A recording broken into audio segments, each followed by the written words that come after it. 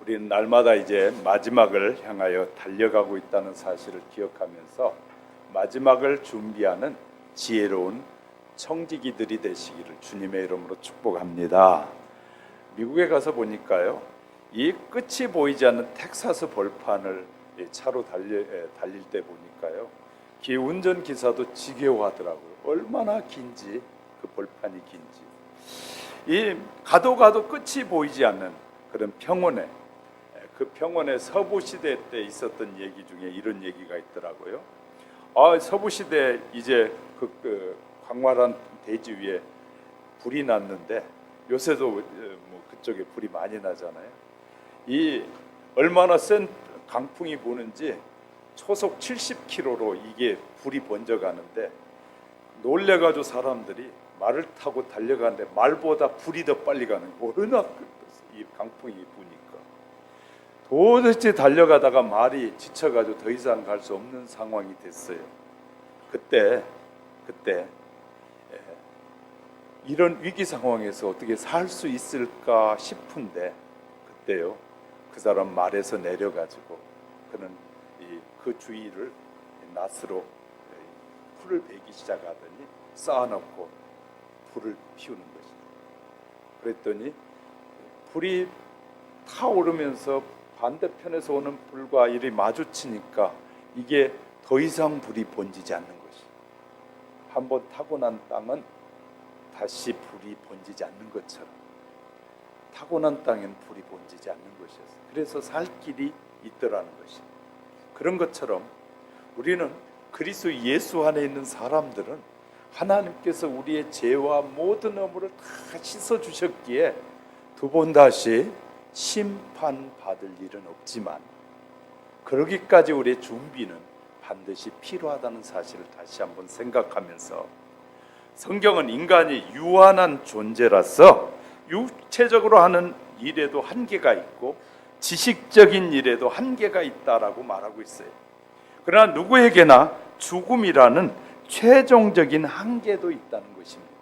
그래서 본문 27절은 한 번 죽는 것은 사람에게 정해진 것이요 그 후에는 심판이 있으리니 라고 선언해 주고 있습니다.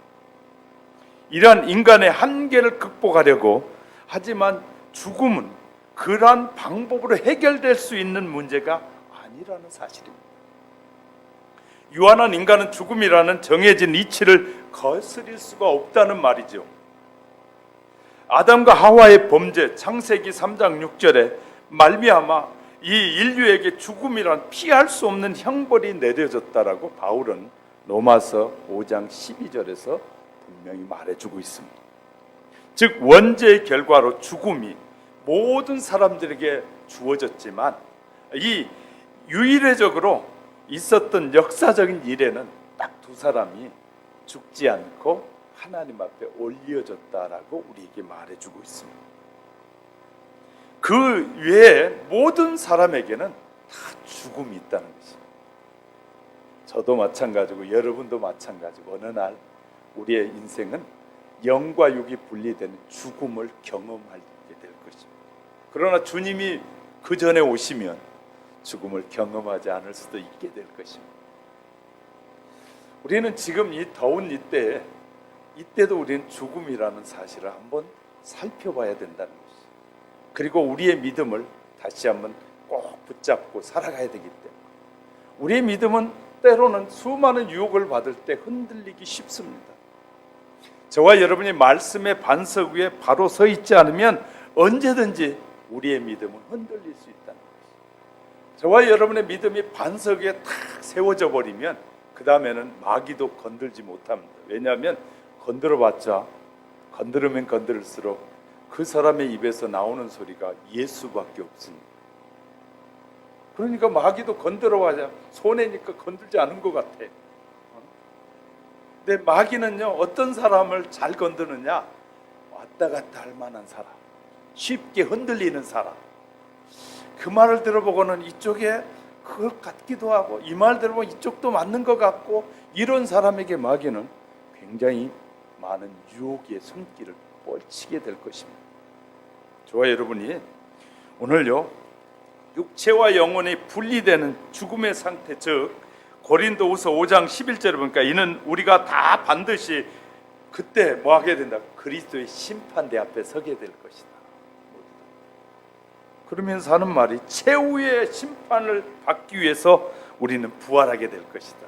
모든 사람이 부활하게 돼. 그때는요 예수 믿는 사람이나 믿지 않는 사람이나 누구든지 다 부활하게 되는데 그때는 최후의 심판을 위해서 다시 부활하게 될 것이다. 그 말은요 죽었다고 끝난 것이 아니라는 것이, 우리가 이 세상에 살면서 죽으면 끝난다는 이 세상의 사람들의 논리가 그런 것이거든요. 그래서 세상에서는요 이 아무리 많은 빚을 졌어도 그 사람이 은행에서 많은 빚을 졌어도 죽으면 그걸로 끝나버려요. 더 이상 추징할 수가 없는 것이에요. 그래서 죽음이라는 것은 모든 것을 뭐하게 하냐면 막 내리게 정리하는 것이 죽음이다 라고 말해요. 그래서 성경은 그렇지 않습니다. 성경은 죽음으로 끝나는 것이 아니라는 것이에요. 우리가 이 세상에 짧은 동안 살아가는 동안에 우리가 한 것에 대한 대가는 반드시 받게 될 것이다. 그래서 두려운 것이에요. 우리가요 예수 그냥 안 믿고도 살다가 죽으면 끝나버리면 그냥 편할 수 있겠죠. 자살해. 그래서 많은 사람이 자살하잖아요. 우리나라도 자살률이 굉장히 높아졌잖아요. 자살하면 끝나는 걸로 착각하는 사람이 얼마나 많이 있는지 몰라요. 그런데 자살로 끝날 수가 없다는 것이, 하나님은 우리를 살리신 우리의 영혼은 영원히 죽지 않기 때문이다. 그래서요 우리가 자살했다고 해서 모든 것이 끝나는 것이 아닌데 자살하면 그에 대한 더 큰 형벌을 받게 된다는 것이에요. 그래서 우리는 하나님의 뜻을 저버리고는 살 길이 없다는 사실을 성경은 우리에게 분명히 말씀해 주고 있는 것이죠. 그러면서 그 그리스도의 죽음은, 그리스도인의 죽음은 다르다는 것이에요. 그리스도인은 죽음이라는 사실을 다르게 인식하는 것이에요. 그래서 신약에 와서는, 구약에서는 죽었다고 말하는데 신약에 와서는요 신약 성경 전체를 살펴보세요. 죽었다는 말이 아니라 뭐 한다고요? 잠잔다, 자고 있다. 그 말은요 언제든지 깬다는 말입니다. 할렐루야. 그러니까 이 신약에 와서는 예수 그리스도가 이 땅에 오신 이후에는 죽었다고 하지 않고 잔다고 막 표현하고, 이 말은 다시 언제든지 깨어 일어난다는 말을 우리에게 말해주고 있는 것이에요. 엄청난 차이가 나는 것이죠. 이 예수님이 이 땅에 오셔서 죽으신 것은 예수님이 죄가 있어서 죽으신 것이 아니라 저와 여러분의 죄 때문에 죽으셨다고 분명히 말씀하셔요. 그래서요 28절에 보면 이와 같이 그리스도도 많은 사람의 죄를 담당하시려고, 많은 사람들의 죄를 위해서 죽으셨다는 거예요. 그러니까 예수님은 죄가 없으신 분이신데 오직 인간의 죄를 위해서 대신 죽으시기 위해서 이 땅에 오셨음을 말하고 있어요. 그래서 인간은 죄로 말미암아 하나님과 멀어지게 됐어요. 하나님과 멀어진 것이 얼마나 불행한 일인지를 우리에게 말씀해 주고 있어요. 하나님께서 인간이 영원히 살도록 처음에 창조하셨지만 죄로 인하여 인간에게 한계가 정해지게 됐다. 성경 그 심판의 한계로부터 벗어날 수 있는 길을 우리에게 제시해 주고 있다는 것입니다. 성경도 우리에게 그 길에서 벗어날 수 있는 방법이 있다라고 우리에게 말씀하고 있어요. 오늘 이런 사실들을 살펴가는 사이에 하나님께서 저와 여러분에게 주시고자 하신 더 큰 은혜를 누리는 시간이 되시기를 주님의 이름으로 축복합니다. 첫째는요, 죄와 허물로 시작된 그리스도의 심판. 그리스도의 심판이 왜 시작됐느냐? 죄, 허물을 뭐 하시기 위해서? 사하시기 위해서 심판이 시작됐다. 인간이 지은 죄에 대한 심판은 갈보리 십자가에서 다 이루어지게 됩니다. 그래서 바울은 로마서 4장 5절에서 이를 아니할지라도 경건하지 아니한 자를 의롭다 하시는 이를 믿는 자에게는 그의 믿음을 의로 여기시나니.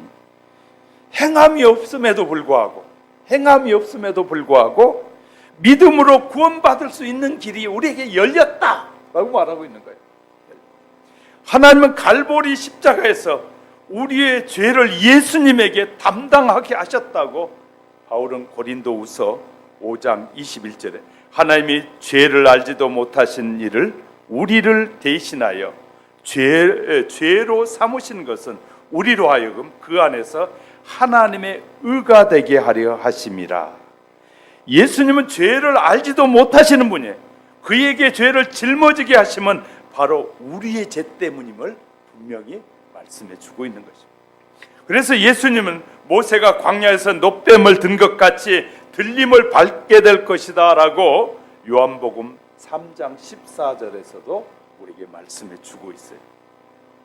인간을 향한 첫 심판은 갈보리 십자가 위에서 해결되었다고 주님이 분명히 말씀하고, 마태복음 27장 46절을 보니까 제9시쯤에 예수께서 크게 소리질러 이르시되 엘리 엘리 라마 사박다리 하시니 이는 곧 나의 하나님 어찌하여 나를 버리셨나이까 하는 뜻이다 라고 성경은 해석해 주고 있어요. 이제 예수 그리스도를 구주로 믿는 자에게는 첫 심판이 지나갔다 라고 우리에게 말씀하시는 거예요. 어느 형제가 산에 올라갔어요. 산에 올라가서 막 뭘 따로 다니다가 그만 왕벌이 나타나서 형을 쏘아버렸어요. 순식간에 이 형의 얼굴이 퉁퉁 붓기 시작했습니다. 그 벌이 형을 쏘고 난 다음에 이제 동생에게로 막 벌이 날아가는 거예요. 형이 그것을 보고 동생이 막 피하려고 뛰니까 형이 그때 이렇게만, 야 걱정하지 마. 그 벌은 너를 못 쏴도 아무 효능이 없어. 왜? 나를 쏠 때 벌침을 쏴버렸기 때문에 너는 괜찮아. 그냥 가만히 있어. 이렇게 말하는 것이었어요. 성경 우리에게 그렇게 말씀해 주고 있어요. 사탄이 예수님을 탁 쏴버리고 난 다음에 이제는 우리에게 쏠 침이 없는 것이에요. 우리는요 예수 그리스도를 믿음으로만 구원을 얻는 역사를 하나님이 만드셨음을 믿으시기 바랍니다. 그래서 저는 저와 여러분은요 예수 이름으로 마귀를 물리칠 수 있게 된 것이에요. 예수 이름 마귀와 전쟁을 하면 우리는 반드시 승리하는 것이에요. 왜냐하면 예수님이 대신 우리를 대신하여 침을 맞으셨기 때문입니다. 할렐루야. 두 번째, 갈보리 십자가에서 심판을 받음으로 우리는 하나님의 자녀가 되는 것입니다. 하나님의 아버지라고 부를 수 있게 된 것이죠. 그러면 모든 것이 끝난 것이냐? 분명코 그렇지 않습니다. 그 후에도 우리는 죄를 짓고 살아요. 많은 죄와 허물 속에 우리가 살아가게 되는 것이에요. 그러면 어떻게 해결되는 것이냐? 바울은 그래서 로마서 3장 23절에서 모든 사람이 죄를 범하였음에 하나님의 영광에 이르지 못하더니 라고 말씀하고 있어요. 예수님의 제자였던 요한도 말하기를 요한1서 1장 8절 10절에 만일 우리가 죄가 없다고 말하면 스스로 속이는 자다. 진리가 우리 속에 있지 아니할 것이다. 만일 우리가 우리의 죄를 자백하면 그는 미쁘시고 우러사 우리의 죄를 사하시며 우리를 모든 불의에서 깨끗하게 하실 것이요. 만일 우리가 범죄하지 아니하였다면 하나님은 거짓말하는 사람으로 여기는 것이다. 또한 하나님의 말씀이 그런 사람 속에는 들어있지도 않을 것이다. 이렇게 말씀하고 있어요. 얼마나 무서운 말씀인지 몰라요. 또 바울은 고린도 성도들에게 권면하면서 11장 31절에 보니까 우리가 우리를 살폈으면 판단을 받지 아니하려니와, 우리가 누구인지를 알았으면, 하나님의 자녀라는 사실을 제대로 알았으면 죄를 짓지 않을 텐데, 우리가 하나님의 자녀라는 사실에 대한 믿음이 연약하기 때문에 자꾸 죄 아래 머물게 된다는 것이죠. 그러면 이 두 번째 어떻게 해결해야 할 것이냐? 허물이라는 것이죠. 첫 번째 죄는 원죄를 말한다면, 두 번째 허물은 우리의 삶 속에서 잘못 선택하여 저지른 죄는 뭐 하면 된다고요? 하나님 앞에 자백하면, 할렐루야, 자백하면 해결해 주신다는 거예요. 그러니까 성령님께서는요 얼마나 우리에게 좋으신 분인지 몰라요. 우리가 때로는 잘못하고 실수를 하면 성령님께서 딱 생각나게 하시잖아요. 그때는 신속하게 죄를 잘못했다고 고백하시면 돼요. 그런데 많은 사람들이 그 순간을 놓치면 죄가 우리 속에 쌓이게 됩니다. 죄가 쌓이게 되면 자꾸 꾸정물이 많아지면 많아질수록 우리의 속이 더러워지게 되는 거예요. 그러니까 성령님은 저와 여러분에게 예수 그리스도를 나의 구주로 고백하는 사람들에게는 성령님 깨달는 은혜를 주시는 거예요. 이러면 안 되는데, 이렇게 살면 하나님이 기뻐하시지 않을 텐데, 이렇게 사는 것은 결코 내게도 유익이 되지 않는 일인데 라고 생각되거든. 바로 하나님 앞에 무릎을 꿇고 하나님 잘못됐습니다, 용서해 주세요 라고 자백하는 저와 여러분이 되시길 주의 이름으로 축복합니다. 이것이 바로 이 권면, 여기서 판단이라는 말은 심판을 의미하는데, 우리가요 하나님 앞에 죄를 바로바로 자백해버리면 또 다른 판단을 받지 않을 텐데, 이렇게 고백하지 않으므로 그것 때문에 사람들이 어려움과 시련을 받을 수도 있음을 우리에게 분명히 말하고 있습니다. 사랑하는 성도 여러분, 우리는요 저와 여러분이 하나님과 가까워지기 위해서는 하나님과 우리의 사이에 죄악의 모습들이 다 지워져야 돼요. 할렐루야. 이런 것이 남아있으면 자꾸 하나님이 잘 안 보이게 돼요. 하나님이 안 보이면, 하나님은 거룩하신 분이라 하나님을 보는 순간에 내가 보이게 되는 거예요. 하나님을 만나면 우리는요 하나님을 어떻게 만나느냐, 하나님을 만나면 내 자신이 보이기 시작합니다. 내 자신. 하나님의 말씀이 우리에게 가까이 오면 올수록 내가 얼마나 큰 죄인이고 내가 얼마나 허물이 많은 자인가를 자꾸 보여지게 되는 거예요. 그리고 하나님의 말씀이 우리에게 가까이 오면 올수록 내가 얼마나 죄악 가운데 살고 있는지도 알게 되어지는 것이죠. 우리는 하나님을 보여달라는 사람들이 때로는 있어요. 그러면 제가 보여드리겠다고 말해요.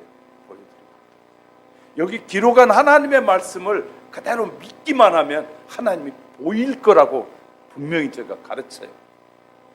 안 믿으니까 하나님이 안 보이는 거예요. 우리는 하나님의 약속의 말씀을 믿으면 하나님을 만날 수 있습니다. 믿으시면 아멘. 수많은 사람들이 이 말씀을 잘못 해석합니다. 요한 1서 3장 9절에 보면 하나님으로부터 난 자마다 죄를 짓지 아니하나니 이는 하나님의 씨가 그의 속에 거함이요 그가 범죄치 못한 것이다. 하나님으로부터 낳는 자는, 하나님께로부터 난 자는 죄를 짓지 않는다. 이것을 잘못 해석하는 사람이 많이 있어요. 어떻게 해석하느냐? 이 여기에서 요한 1서에서 말하는 신앙은 씨가 우리 안에서 자랄 정도 같으면 굉장한 믿음이 성장한 사람을 말하는 것이거든요. 성장한 사람. 그런데 그 정도 수준이 되려면 우린 굉장히 많은 변화가 필요한 것이거든요. 그런데 그거 그렇지 않다고 말해요. 마태복음 13장 41절 42절에 보니까 인자가 그 천사를 보내리니 그들이 그 나라에서 모든 넘어지게 하는 것과 불법을 행하는 자들 거두어내어 풀무불에 던져 넣으리니 거기서 울며 이를 갈게 되리라. 교회에 와서 앉아 있다고 해서 하나님의 심판에서 면하리라고 생각하는 것은 어리석은 일입니다. 교회에 와서 예수님이 나의 죄를 위해서 십자가에서 물과 피를 쏟으신 사실을 믿고 그 말씀대로 사는 자가 면함을 받는 것이지, 심판에서 자유함을 얻는 것이지, 그냥 와서 종교적 이 행사를 통해서 평안을 얻는 자들에게는 심판이 따른다는 사실을 기억하셔야 돼요. 그래서 이왕 예수 믿고 천국 가려면 바르게 믿어버려야지, 또 그냥 예수 믿었다가 또 고통을 당하고 하는 일을 반복되는 어리석음은 버려야 될 것입니다. 수많은 사람들이 교회에 와서 앉아서 그렇게 신앙생활하는 사람들이 너무나 많다는 것이죠. 저는 우리 교회 성도들은 단 한 사람도 그런 사람들이 없기를 기도하는 거예요. 하나님, 우리 교회 성도는 단 한 사람도 와서 구경하는 신자가 아니라 예수 그리스도를 나의 구주로 믿고 고백하는 신자들만 되게 해달라. 할렐루야. 우리는요 그런 신자가 되어야 되는 것이지, 고백이 없는, 정말 예수 그리스도가 나의 구주라는 고백이 없는 신자는 이 구경하는 신자와 똑같을 수 있어요. 그래서요 유대인들은 하나님을 믿음에도 불구하고 하나님을 믿는다고 고백했던 그들도 하나님이 심판하신다는 거예요. 왜? 입으로는 믿는다고 고백하지만 마음으로 믿지 않기 때문에. 우리는요 예수 그리스도를 우리의 마음으로 믿으셔야 돼요. 할렐루야. 우리의 마음속에 믿음을 드리는 것이 중요한 것이에요. 그래서요 바울은 그렇습니다. 갈보리 십자가에서 심판을 받는 우리는 죄를 지을 때마다 심판을 다시 받지 않기 위해서 뭐 한다고? 고백하며 살면 된다. 할렐루야. 그러면 두 번째, 심판에서도 자유하게 된다. 세 번째, 그리스도의 심판. 예수님은 심판주로 오시는 분이에요. 심판주로 오시는 분입니다. 초림 예수님은 구세주로 오시고 재림하시는 예수님은 심판주로 오신다고 고린도후서 5장 10절에서. 이는 우리가 다 반드시 그리스도의 심판대 앞에 나타나게 되어 각각 선악간에 그 몸으로 행한 것을 따라 뭐하다? 받으려 함이라. 우리가 어떻게 믿느냐에 따라서, 그 믿음에 따라서 하나님이 심판하시겠다는 것이에요. 그래서 적당히 아무렇게나 믿고 그렇게 살면 안 된다는 말이에요.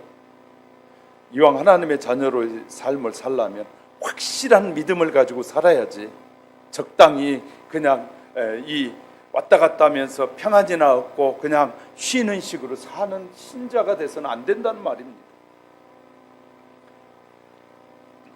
자, 바울은 제자인 디모데에게 권면하기를 이렇게 권면하고 있어요. 성경은 하나님의 감동으로 쓰여졌는데 디모데후서 3장 16절 17절에 감동으로 쓰여졌는데, 성경은 하나님의 감동으로 된 것인데 교훈과 책망과 바르게 함과 의로 교육하기에 유익하다. 이는 하나님의 사람으로 온전케 하며 모든 선한 일을 행할 능력을 갖추게 하려 합니다. 결국 저와 여러분이 믿음으로 성장하여 하나님이 우리에게 맡겨진 선한 일을 하는 자까지 성장해야 된다는, 할렐루야. 그렇게 되기를 원하신다. 그냥 예수 믿고 찬양하고 기도하고 뭐 예배 한번 드려주고 하나님 앞에 뭐 헌금 적금 드리면 그걸로 되는 것으로 착각하지 말라는 것이에요. 하나님은 저와 여러분이 마음속에서부터 변화를 통해서 온전한 하나님의 사람으로 변화되어지기를 원하죠. 변화되어져서 예수님처럼 살아가기를 원하신다는 거예요. 예수님처럼 말하기를 원하신다. 예수님처럼 믿음의 역사를 이루며 살기를 원하신다는 거예요. 할렐루야. 자, 그래서 지옥으로 심판을 면하겠다면, 지옥으로부터 심판을 면하겠다면 심판주 앞에 심판을 면할 수 없는 일을 해서는 안 된다는 거예요. 심판주 앞에 다시 오게 될 텐데, 심판을 받는 사람은 백보자 심판을 받는다고 계시록 20장 11절에 말합니다. 또 내가 크고 이 흰 보좌와 그 위에 앉으신 이를 보니 땅과 하늘이 그 앞에서 피하여 간데 없더라. 이 심판은 상급의 심판인데요, 이런 의미에서 지옥이냐 천국이냐 심판이 아니라는 거예요. 이 심판은. 자, 백보자 심판은요, 백보자 심판은 상급의 심판이라. 상급의 심판. 우리가 이 세상에서 어떻게 살았느냐에 따라 달라지는 상급을 받는 심판이다. 심판. 그러니까 하나님께서는 우리를 위해서 이제 마지막 한 번의 심판을 남겨놓고 있습니다. 그것은 백보자 심판이다. 백보자. 성경은요 여러 군데서 말하는데, 성경은 이런 심판이 여러 가지 있음을 우리에게 설명하고 있습니다. 5가지 면류관을 소개하면서 심판 중에서 고린도전서 3장 10절부터 15절에서 믿음으로 구원받지만 행함으로 면류관은 받게 된다. 행함으로 받는 면류관은 어떤 것이 있느냐? 의의 면류관이 있다. 디모데후서 4장 8절. 썩지 않는 면류관도 있다. 고린도전서 9장. 생명의 면류관도 있다. 야고보서 1장 12절. 자랑의 면류관은 데살로니가전서 2장 19절에서, 영광의 면류관은 베드로전서 5장 1절 이하에서 말하고 있습니다. 이런 면류관들을 우리에게 주시기 위해서 백보자 심판이 있음을 우리에게 말하고 있습니다. 예, 한번 생각해 봅시다.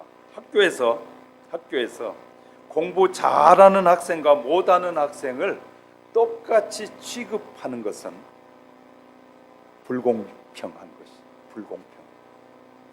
왜 그럴까요? 잘하는 학생은 장학금을 주고 이 잘못한 학생에게는 이 낙제를 시키는 것이 공평한 일이라. 공평한 일.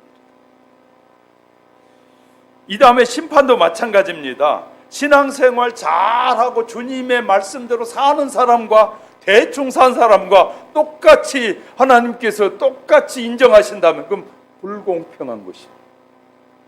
하나님은 분명히 천국에도 뭐가 있다, 이렇게 단계가 있음을 우리에게 설명해 주고 있어요.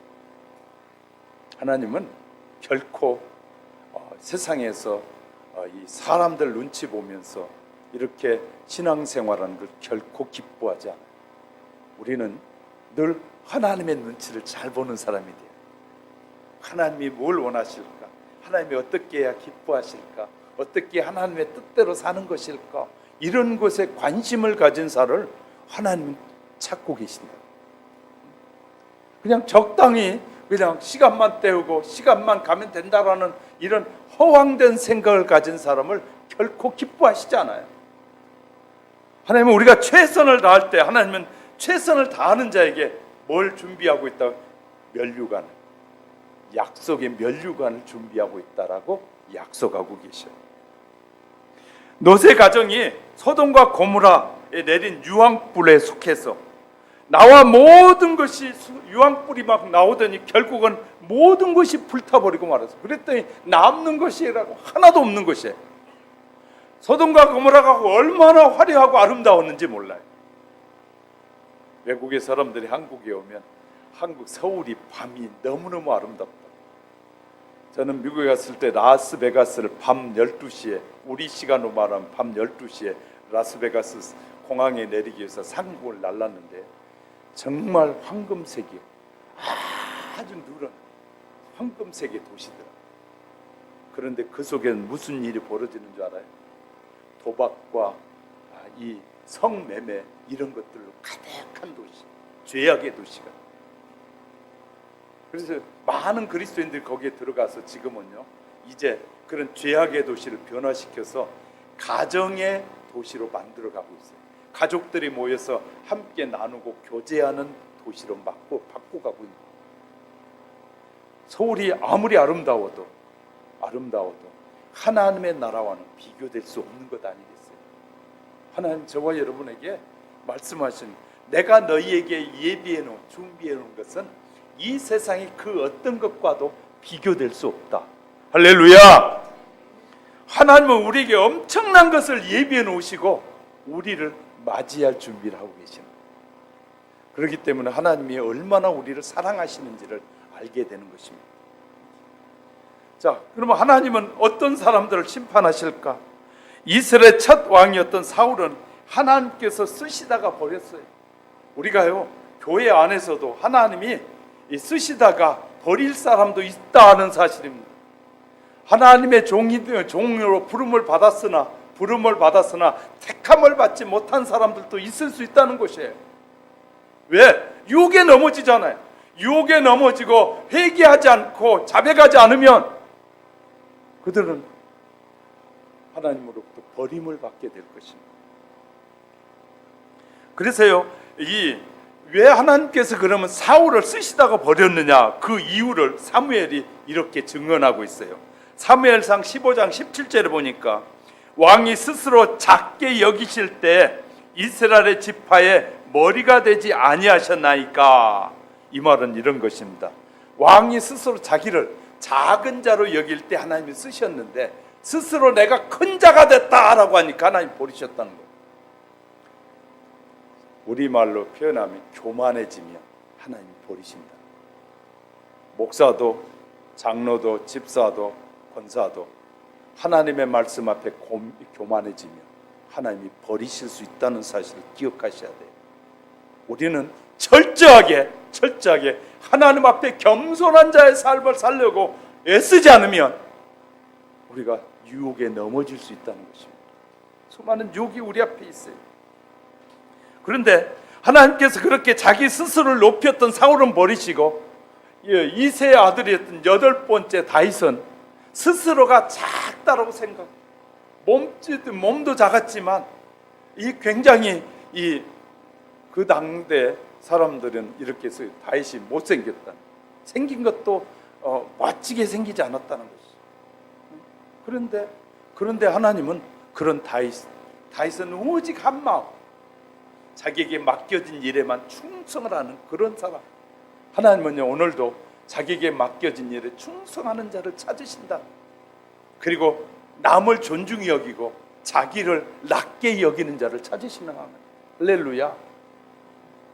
우리는요, 하나님의 말씀이 우리의 삶의 중심인 것이지 그 세상이 그 어떤 것도 우리의 삶의 중심이 될 수 없다는 사실을 확실히 믿으시기 바랍니다.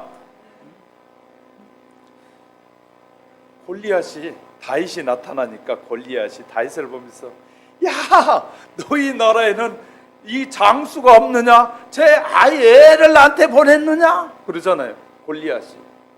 그런데 다윗은 나갈 때 누구의 이름으로 나가? 여호와의 이름으로 나가면서, 이 개천에 가서 돌 5개, 매끄러운 돌 5개를 딱 들고 갔는데 아주 우리 보기에는 조그마한 돌 5개예요. 그런데 4개도 쓰지 않고 단 하나로 그 큰 장수가 돌 한 방에 가버리잖아요. 돌 한 방에 가니까 블레셋은 그 골리앗이 쓰러지는 동안에 블레셋도 무너져 버렸어. 다윗은 이스라엘은 이 다윗이 던진 물맷돌 하나 때문에 전쟁의 패배가 지금 짙어져 가고 있는 이 나라가 일어서 버리는, 하나님은 돌멩이 하나 가지고도 승패를 좌우할 수 있는 하나님이심을 우리에게 보여줍니다. 할렐루야. 그러니까 우리가 하나님의 손에 붙들리기만 하면, 하나님의 손에 우리가 쓰여지기만 하면 우리는 어떤 일도 할 수 있는 하나님의 사람들이라는 사실을 믿으시기 바랍니다. 하나님은 우리에게 너무 기대를 많이 하시는데 우리 스스로가 기대를 포기하는 사람들이 너무 많아요. 여러분을 만왕의 왕이시고 만유의 주가 되시는 그 여호와 하나님을 붙드십시오. 그분 안에 서십시오. 하나님은 여러분을 결코 버리지 않으실 것입니다. 할렐루야. 하나님은 우리를 축복하시고 싶어서 다 버리실 수 있잖아요. 그래, 모세가 하도 답답하니까 하나님께 기도할, 하나님, 나를 원망하고 하나님을 원망하는 이들을 그냥 싹 쓸어 없애버리고 다시 만드시면 안 될까요? 얼마나 사람들이 타락하면 이렇게 모세가, 그런데요, 하나님은요, 그런 저와 여러분을 너무너무 사랑하십니다. 이제 우리 새로 오신 신 집사님 뒤에 산에 가보면 몇 년 전에 태풍이 확 한 번 지나가고 나니까요, 산에 가보니까 무슨 일이 있는 줄 아십니까? 큰 나무들은 다 쓰러졌어요. 다 쓰러져가지고 아마 지금도 안 치운 거 있더라고요, 지나가면. 근데요, 적은 나무들은요 전부 다 생생하게 살아있어요. 큰 나무는 그냥 그 태풍 앞에 그냥 허리가 꺾여가지고 그냥 다 쓰러지고 뿌리가 뽑혀가지고 날아가고 난리가 났는데, 적은 나무들은 꼼짝도 안 하고 그 자리에 서서 싱싱하게 자기의 모습을 드러내. 야, 그걸 보면서 작은 것이 하나님 앞에 쓰여질 수 있다. 작은 것, 크다고만 쓰여지는 게 아니고 하나님은 작은 자를 참 좋아하시는 것 같아요. 그래서 작은 교회에도 이렇게 제가 굉장히 자신감 있는 사람 보이잖아요, 그죠? 왜냐하면 하나님이 저에게 그런 자신감을 주시거든요. 하나님은요, 저에게, 야, 뭐 성도가 적다고 네 기죽지 마라. 내가 너를 위해서 준비한 상급이 얼마나 큰 줄 아니? 근데 왜 기죽겠어 내가? 큰 교회 한다고 나는 상급은 큰 줄 알고 적은 교회 하면 상급이 적은 줄 알았는데 하나님은 아니시더라고. 걱정하지 말라는 거예요. 내가 너를 위해서 준비해 놓은 것은 세상의 그 무엇과도 비교될 수 없는 걸 하나님이 예비해 놓으셨다. 그 사실이 믿어지니까 하나도 이제 겁나는 거 없는 거예요. 겁나는 것. 우리 세계에서 가장 큰 이 인공 공원이 뭔지 아십니까? 디즈니랜드예요. 인공공원. 공원을 만든 월터 디즈니는 몹시 가난한 화가였습니다. 젊은 그는 만화를 그려가지고 이곳저곳에 찾아가서 만화 그려가지고 좀 내가 봐주고 이거 좀 사주세요. 그래서 그렇게 사는 사람이었어요. 근데 그 당시에 그 만화가는 굉장히 사는 사람이 없어 가난했어요. 그래서요, 가난하게 먹고 사는 그 도저히 불가능하니까 목사님이 거주하고 있는 집에 목사님의 있는 차고에 가가지고 그곳에서 월트 디즈니가 살면서 그곳에서 거주하면서 그곳에 식빵 가지고 먹으면서 그림을 그려서 팔로 가도 안 팔리면 교회 광고를 이분이 월트 디즈니가 교회 광고를 그려가지고 했어요. 그러니까 교회에서 목사님이 먹을 것도 대주고 해가지고 지내고 있었는데, 그런데 그 차고 창고에서 이렇게 빵을 먹고 있는데 쥐가 한 마리 생쥐가 딱 나타나는 것이에요. 그래가지고 쭈삣쭈삣하고 사람 눈치를 보는 것이에요. 그러다가 디즈니가 월터 디즈니가 놔둔 식빵을 생쥐가 와서 막 갉아먹는 것이었어요. 그래서 그것을 관찰하던 디즈니는 이제 식빵을 주고 하면서 관계를 맺었어요. 그랬더니 이제 생쥐가 이 월터 디즈니하고 가까워지기 시작했어요. 그래가지고 이제 생쥐가 이제 월터 디즈니 막 어깨까지 올라오고 막 하면서 이제 이런 친근한 관계가 이루어졌어요. 어느 날 그림을 그리는데 가만히 이렇게 그리다가 생각하니까 생쥐가 너무 예뻐 보이는 것이에요. 그래가지고 그래 생쥐를 한번 그려볼까 해서 생쥐를 그린 것이 월터 디즈니가 된 것이에요. 하나님은요 가난한 자에게도 지혜를 주시는데 가난한 사람들은 스스로가 포기해버리는 것이에요. 하나님을 의지하지 않는 거예요. 하나님 앞에 지혜를 구하셔요. 저는 늘 말씀드리잖아요. 하나님께서 우리에게 여러분은 하나님을 의지하지 않으니까 하나님으로부터 주시는 축복을 잘 못 누리는 사람들이 많아요. 특별히 가난한 사람들은 그런 일이 많아요. 하나님은요 가난한 자든 부하든 자를 찾는 것이 아니라 믿음의 사람을 찾는다니까요. 할렐루야. 하나님을 의지하는 자를 찾는다니까요. 하나님이 주신 아이디어 하나면 세계적인 부자가 될 수 있다. 믿으십니까? 하나님 앞에 그런 하나님을 의지하라는 거예요. 그런 하나님. 그래서 우리 교회에서도 그렇게 엄청난 부자가 나와서 여러분 먹고 살 게 아니라 하나님의 복음을 위해서 살면 얼마나 좋겠어요. 그런 믿음을 우리에게 하나님이 주시기를 원하신단 말이에요. 우리는 그런 믿음을 가지고 하나님 지혜를 주셔서 아이디어를 주십시오. 지금 우리의 시대는 아이디어 시대예요. 아이디어 하나만 잘해도 엄청난 돈들이 들어올 수 있거든요. 그러면 하나님이 아이디어를 주셔서 정말 내가 주의 영광을 위해서 더 많은 선한 일을 할 수 있도록 도와달라는 그런 믿음의 기도를 드리는 사람들이 적다는 거예요. 그럼 믿음의 기도는요 불가능한 데서 가능케 되어지는 역사가 일어나는 거예요. 할렐루야. 우리는 내가 하는 업종에서 하나님 최고의 자가 될 수 있도록 하나님이 지혜를 주세요. 하나님이 도와주시기 원합니다. 그래서 정말 남은 생에 내 남은 인생은 하나님의 영광을 위하여 멋지게 주님 앞에 서기 원합니다. 이런 멋진 구상을 가지고 비전을 가지고 하나님을 찾는 자를 하나님 뭐 한다고요? 지금도 찾고 계신다. 할렐루야. 그런 기도 안 하니까 하나님이 잘 안 주시잖아요. 너희가 무엇이든지 구하는 대로 주신다고 그랬잖아요. 우리에게 하나님의 약속은요 무엇이든지 너희가 믿음으로 구하면 내가 준다고 늘 약속하시잖아요. 그런데 우리가 그런 기도를 안 하는 거예요. 늘 생각하는 것이 얻어먹고 살아야겠다는 생각만 하고, 아이고 내가 뭐 잘된 뭐가 되겠어, 나는 여기 이 수준에서 만족해. 그 수준에서 만족하는 거예요. 결국은 우리는요, 세상에 나의 육체 만족을 위해서가 아니라 하나님의 기뻐하심을 위해서 우리는 기도하셔야 돼요. 할렐루야.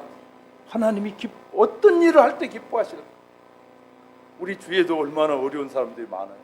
그들을 도우려면 내가 여유가 있으면 얼마나 많이 도울 수 있어요. 복음을 전하는 일도 더 쉬울 수도 있어요. 하나님 축복. 그런데 그걸 못하는 거 하나님 축복해 주셨어요. 내가 섬기는 교회, 내가 주님을 위해서 멋지게 남은 인생을 살 수 있도록 지혜를 주세요. 아이디어 주시고 능력을 달라고 기도할 수 있어야 되죠. 그래서 디즈니는 생쥐 한 마리 때문에, 생쥐 하나 그림이 날개 돋은지 팔리니까 그가 결국은 그 축복을 받아서 디즈니랜드를 만들게 되는 것이죠. 그걸 통해서 그는 복음을 전한 하나님의 사람이 되는 것이죠. 자, 하나님은 예수 그리스도를 믿는 자들에게 심판을 면하게 해주면서, 심판을 왜 면하게 해주느냐? 하나님의 영광을 위해 살게 하시려고. 할렐루야. 그러니까 하나님의 영광을 위해서는 비전과 꿈을 가지고 날마다 믿음의 삶을 살고 기도하는 삶을 살아야 돼. 우리의 기도는 반복하는 것과 중언부언과는 다르다고 수도 없이 말씀드려요. 중언부언은 이랬다 저랬다는 기도라면, 반복은 그것을 계속해서 이루고 싶은 소원을 하나님께 아뢰는 것이 바로 기도다. 할렐루야. 그래서 우리는 반복해서 기도하는 것이에요. 그 일을 통해서 나를 드러내는 것이 아니라 하나님을 드러내면 하나님은 나를 높이시기 시작한다는 거예요. 할렐루야. 우리가 하나님을 자꾸 높여드리면 하나님이 기분이 너무 좋으셔서 우리도 높여주시는 거예요. 그런데 우리는 내가 높아지려고 그래요. 하나님보다는 내가 높아지려고 하니까 늘 문제가 생깁니다. 자, 죄와 허물로 시작된 그리스도의 심판, 우리는 이것을 면했으니까 이제 그러면 하나님은 어떤 사람도 더 심판하는지, 그 다음에 두 번째, 유대인도 심판하시고 수많은 민족들도 심판하시고 마귀와 천사도 심판하신다는 거예요. 하나님이 어떤 분이신지를 우리에게 말씀하시는 거예요. 유대인의 심판, 예수님이 공중 강림하시고 교회가 올라갈 그때 들림받지 못하는 것이 유대인의 세 가지 때문에 들림받지 못한다고 성경은 우리에게 가르쳐주고 있어요. 하나님을 잘 섬긴다고 하는 그런 샘플로 세웠던 유대인들이 들림받지 못한 세 가지 이유, 여러분 아십니까? 첫째는요, 유대인들에게 일어난 심판의 첫 번째 이유는 하나님을 거부했다. 사무엘상 8장 7절에 보니까 여호와께서 사무엘에게 이르시되 백성이 내게 한 말을 다 들으라. 이는 그들이 나를 버림이 아니요 나를 버린 자기들의 왕이 되지 못하게 하려 함이라. 이스라엘 백성들이 왕을 세워달라고 하는 것은 하나님을 왕으로 삼고 싶지 않다는 거예요. 하나님을 하나님으로 여기고 싶지 않다고 그들이 고백한다는 거예요. 그래서 하나님은 유대인들을 심판하시고, 두 번째는 예수님을 거부했다고. 예수님께서 누가복음 23장 18절 19절에 우리가 일제히 소리질러 이르되 이 사람을 없이하고 바라바라는 바라바를 우리에게 놓아주소서 하니, 이 바라바는 성중에서 일어난 밀란으로 말미암아 살인한 사람이다. 옥에 갇힌 자였다. 옥에 갇히고 이 마음과 이 귀에 할례를 받지 못한 사람들아, 너희도 너희 조상과 같이 항상 성령을 거스리는도다. 예수님을 거부한 유대인이다. 그래서 그들은 교회에 들림받을 때 들림받지 못하게 된다. 세 번째는요, 그들은 성령의 역사를 거절했다. 성령의 역사를 거절한다. 그래서 유대인들이 하나님의 심판을 받게 된다. 자, 그 결과가 하나님을 거역한 대가가 뭐였는 줄 아십니까? 하나님께서는 유대인들에게 철저한 대가를 하나님은 받게 하셨어요. 그들의 죄는 용서하지만 죄에 대한 결과는 반드시 받게 하십니다. 저와 여러분이 잘 보세요. 얼굴 드시고 잘 보세요. 남의 집에 유리창을 깼어요. 유리창을 깼어요. 그랬더니 그 사람 쫓아나와가지고 우리 유리창 값 물어내! 그랬더니 유리창은 이거 내가 잘못에 던진 것에 대한 것은 용서를 받았는데 값은 뭐 해야 돼? 내야 되잖아. 유리창 값을 내야 된단 말이야. 우리가 하나님의 뜻대로 살지 않고 자기의 뜻대로 살면 대가를 지불받게 된다. 어떤 대가냐? 유대인들은요, 첫 번째, 하나님은 그들의 죄를 용서했지만 그들이 행한 잘못에 대한 대가를 첫 번째는요, 로마인들에게 학살을 당하게 해요. 로마인들. 그래서 AD 70년대 로마에 불이 나면서 얼마나 많은 사람들이 유대인들이 학살당했는지. 두 번째, 영국에서, 영국이라는 나라의 피신 같은 사람들이 그곳에 추방을 당하게 돼요. 또 있어요. 히틀러를 통해서 고통을 당하더니 독일에서 화형을 당하기, 스페인에서 쫓겨나요. 유대인들이요. 세계 각지를 유랑하게 사는데 어느 땅이든지 가서 그 땅에다 씨를 뿌리고 살지 못하도록 그들이 고통스러운 삶을 살게 됩니다. 그리고요, 그에 대한 대가를 다 지불하시게 합니다. 그리고 나서 하나님 뭐 한다고요? 그들 돌아오게 하시죠. 자, 우리가요, 신앙생활을 잘못하면 반드시 하나님은 우리가 잘못한 대가를 지불하게 될 수도 있다는 거 기억하셔야 돼요. 하나님은 우리의 허물은 용서하지만, 죄는 용서하지만 잘못된 행동에 대한 대가는 반드시 뭐에? 지불해야 된다. 기억해야 된다. 이렇게 성경을 알기 시작하면 우리가요, 하나님의 말씀을 제대로 알면 남에게 함부로 할 수 있다 없다? 하나님은 저희가 목사니까 나만 소중한 사람이라 착각해서는 안 돼요. 하나님은요, 이 세상에 있는 모든 사람을 다 소중하게 여기셔. 할렐루야. 그런데 그 중에서 예수를 나의 구주로 고백한 자는 하나님이 축복하시는 거예요. 할렐루야. 잘 아셔야 돼요. 천국에 가서도 목사가 있고 장로가 있고 뭐 안수집사가 있고 권사가 있는 거 아니잖아요. 천국에 가면 우리 모두 똑같이 심판대 앞엔 똑같이 서야 돼요. 그 직분에 맞는 삶에 얼마나 충성하고 믿음으로 살았느냐에 대한 삶의 평가를 받게 될 것이에요. 우리는 우리에게 주어진 이 직분이 교회를 통해 준 직분이 하나님이 주신 직분이라고 믿고 우리가 충성을 다할 때 하나님의 축복된 자가 될 것입니다. 할렐루야. 우리가 그렇지 않으면 우리가 수많은 일들이 우리에게서 일어나게 될 것입니다.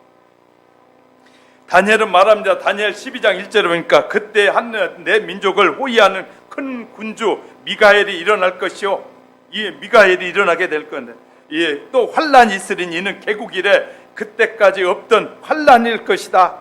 그때 내 백성은 중에 책에 기록된 모든 자가 구원을 받을 것이다.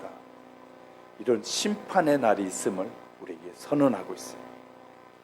다양한 민족인 심판이 받는다고요. 마태복음 25장 31절부터 46절의 기록에 보면 주님이 오셔서 심판하는 장면이 소개되는, 여기에서 심판은 좀 다른 심판. 유대인들은 이 마태복음 25장의 이 심판을 해석을 조금 우리하고 다르게 해요. 어떻게 하느냐면요, 이렇게 하고 있어요.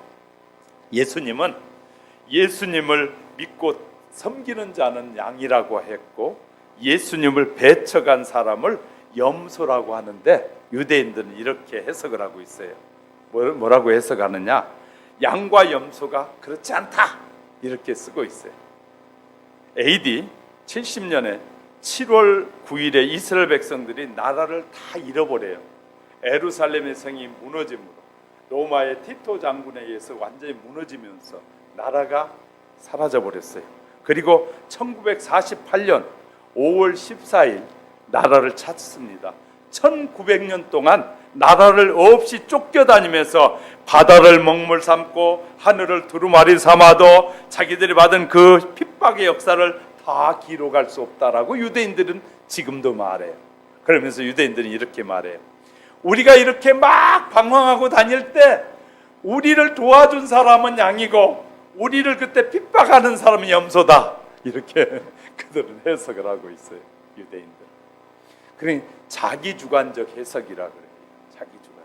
유대인들은 자기 주관적으로 이 부분에 해석을 하고 있어요. 근데 성경 뭐라고 말하게요?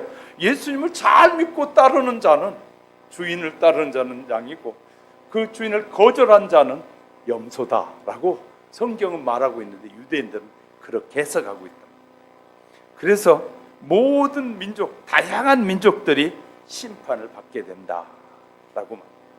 마귀와 그의 천사도 심판에 외회가 없다고 예수님은 마귀도 외회가 없다고 마태복음 25장 41절에 또 왼편에 있는 자들에게 이르되 저주를 받을 자들아 나를 떠나 마귀와 그 사자들을 위하여 예비된 영원한 불에 들어가라. 마귀는 아담과 하와를 유혹해서 죄를 짓게 한 후에 심판이 예정되어 있다라고 창세기 3장 15절에서 말하고 있습니다. 내가 너로 여자와 원수가 되게 하고 내 후손도 이 여자의 후손과 원수가 되게 하리니 여자의 후손은 내 머리를 상하게 할 것이요 너는 그의 발꿈치를 상하게 할 것이다. 분명합니다. 바울은 고린도전서 6장 3절에서 우리가 천사를 판단할 것은 너희가 알지 못하느냐. 어느 날 우리는요 주님의 재림과 함께 주님 앞에 서는 날 우리가 천사들을 판단하는 자가 된다. 천사들이 지금은 우리에게 도움을 주고 천사가 우리에게 와서 우리를 위험에서부터 우리를 지키지만 이제 이것이 우리가 예수 그리스도가 승천하시고 나고 우리가 이제 다시 부활해서 주님 앞에 서는 날 그때는 천사들이 우리의 판단을 받는 자들이 될 것이다. 저와 여러분은요 천사보다 더 귀한 존재들이에요. 믿으십니까? 성경을 잘 읽어보세요. 천사보다 못하게 만드셨다고 기록된 데가 없어요. 하나님은 우리가 천사를 판단하는 자로 쓰여진다. 나중에는 이렇게 대단한 축복된 사람들이 우리가 서로 싸우고 원망하고 불평하고 얼마나 그렇게 사는지 몰라요. 실은요 하나님은 저와 여러분이 늘 행복하게 살기를 원해요. 할렐루야. 누구로 말미암아? 예수 그리스도로 말미암아. 할렐루야. 부부가 늘 화목하길 원해. 가족이 화목하길 원해.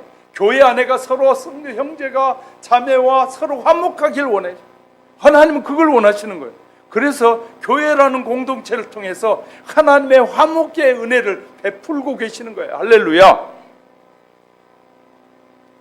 요한도 마귀의 심판 집행은 천국 왕국 위에 확실히 있을 것이라고 이 계시록 20장 10절에서 말하고 있어요. 그들을 미혹하는 마귀와 불과 유황물에 던져지니 거기는 그 짐승과 거기 선지자도 있어 세세토록 밤낮 괴로움을 받으리라. 성경은 잘 읽어보면요 선지자들 중에서도 하나님께 선지자라는 사명을 받았는데 그 사명을 마귀를 위해서 쓴 자들은 뭐 한다는 거예요? 지옥에 가게 돼요. 그러니까 우리는 마지막 때가 중요하다고 말씀드렸잖아요.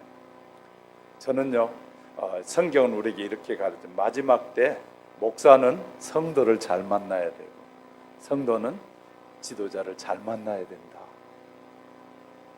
그래서 저는 여러분에게 지금까지 자신 있게 말씀드린 것은 여러분 나를 만난 것을 여러분 하나님의 나라에 가서는요 너무너무 감사하게 됩니다. 이 땅에서는 몰라요. 잘 모르지만 하나님의 나라에 가서 나는 여러분이 천국에 갔을 때 내가 여러분을 만난 것이 가장 큰 축복이었다고 말할 수 있기를 주님의 이름으로 축복합니다. 우리가 서로의 만남은 이런 만남이 되어야 되지 않겠어요? 이것이 하나님 기뻐하시는 만남. 왜? 이 심판이 있다는 이 무서운 사실들을 알기 때문인 것이죠. 사람들이 왜 죄를 지을까요? 왜 큰 교회를 짓고요, 막 수백억씩이 막 돌아가고 막 몇천만 원씩 이 돈을 쓰는 사람들이 하루에 쓰는 사람이 왜 죄를 지을까요? 심판을 두려워하지 않고 하나님을 두려워하지 않기 때문에 심판이 어떤 것인지를 모르기 때문에 왜 요새 자꾸 어르신들이요 한국에 전쟁이 날까봐 염려했느냐면 전쟁의 실상은 참 비참한 것이거든요. 그래서 어떻게든지 전쟁이 안 났으면 좋겠다고 하는 거거든요. 전쟁이 일어나서 길거리에서 막 아이도 죽고 어른도 죽고 여자도 죽고 비참하게 죽는, 우리 교회 옆에 요 길에 옛날에 6.25 때요, 이 마차를 끌고 막 피난민들이 수도 없이 줄 이어 내려갔던데, 여기. 우리 이 건물 주인이 이 동네 주인이거든요. 이 동네 그 대대 4대째 살았기 때문에 자기는 봤다는 거예요. 포탄이 떨어졌는데 그 추위에 아이를 얻고 개나리 보름 지는 사람들이 이 좁은 길을 빡빡하게 지나간 자기는 봤다는 거예요. 그리고 막 미군들이 쓰러져 총을 맞아 죽고 시신을 막 들고 오는데 그 얼굴만 가리고 막 축 처져 버린 그 시신들을 막 들고 싣고 가는 걸 수도 없이 봤는데, 그걸 보니까 이렇게 돌아가는 것이 볼 때마다 가슴 아프다는 거예요. 전쟁의 실상은 얼마나 심각한지. 여러분, 내전이 일어나고 한 세계 여러 곳곳에서 일어난 현장을 보세요. 비참하게 처참해지잖아요. 그것보다 더한 것이 하나님의 심판이에요. 그런데 이 성경에서 하나님의 심판을 제대로 알면, 그러니까 성경에서 한 가지라도만 우리가 제대로 알면 하나님의 말씀에서 떠날 수가 없는 거예요. 하나님의 뜻에서 거슬리는 삶을 살려고 하는 자체가 하나님을 잘 모르는 어리석음에서 일어나요. 우리에게서 하나님이 자꾸 지워지게 만드는 것이 누구냐면 마귀가 하는 짓이거든요. 하나님이 어떤 분이시? 하나님은 사랑의 하나님이시라고 분명히 말해요. 그래서 자꾸 사람들은 사랑의 하나님만 말해요. 사랑의 하나님만 말하니까 사람들이 교만해지기 시작해요. 하나님이 사랑의 하나님. 그래서 요새 나온 해외 책에서는 사랑의 하나님이 어떻게 민족을 멸하시느냐고 하면서 책을 썼는데요, 민족을 멸하시는 하나님이 무슨 사랑의 하나님이냐고 그래요. 하나님은 심판도 못하게 하십니다. 사람들은 그렇게 마귀는 쓰고 있어요.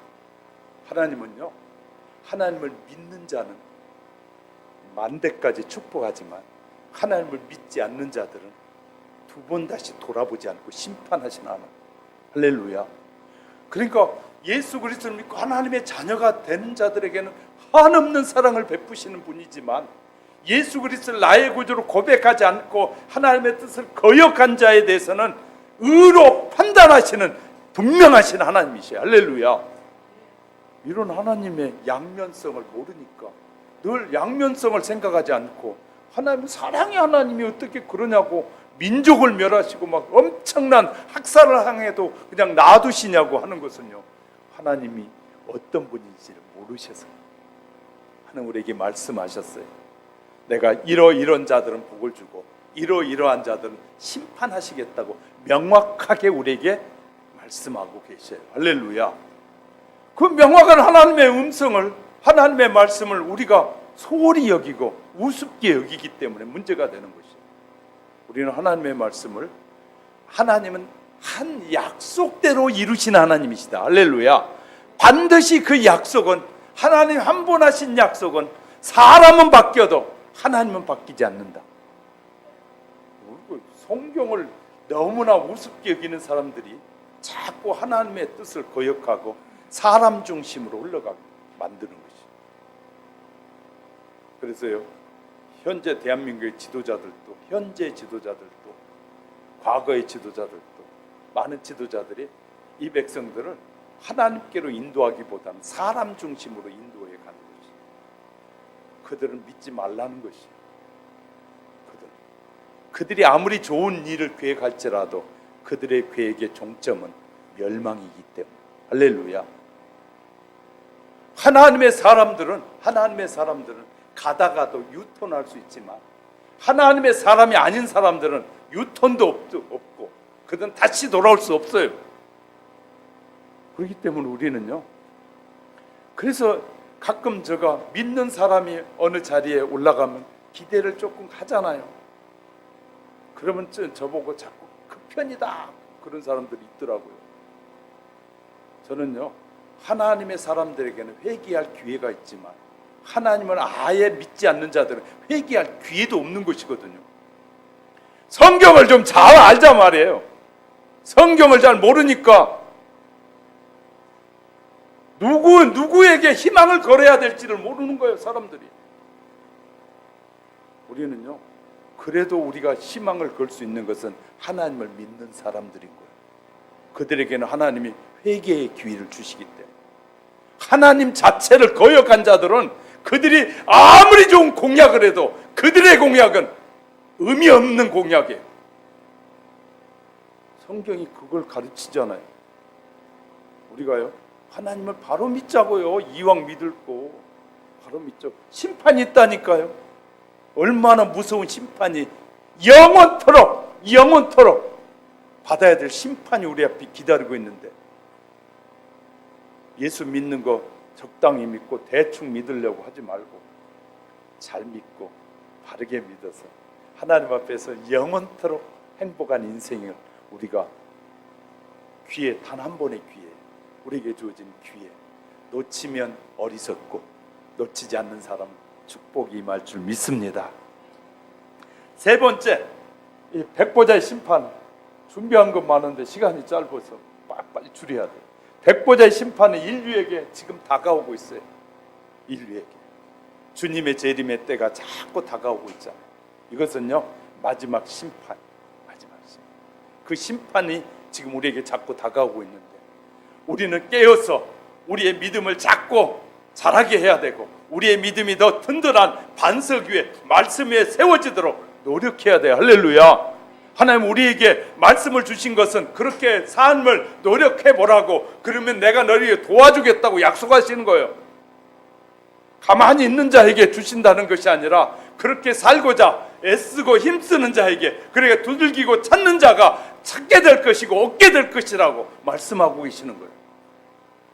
우리 이왕 신앙생활 하는 것 열정적으로, 긍정적으로, 적극적으로 합시다. 주님 앞에 설 때 결코 하나님은 우리의 이런 삶을 그냥 평가하지 않으실 것입니다. 하나님은 오늘도 저와 여러분에게 심판이 있으니 깨어서 기도하면서 바르게 살라고 말씀하신 하나님의 음성이 여러분의 귀에, 가슴에 깊이 새겨지시기를 주님의 이름으로 축복합니다. 기도하겠습니다.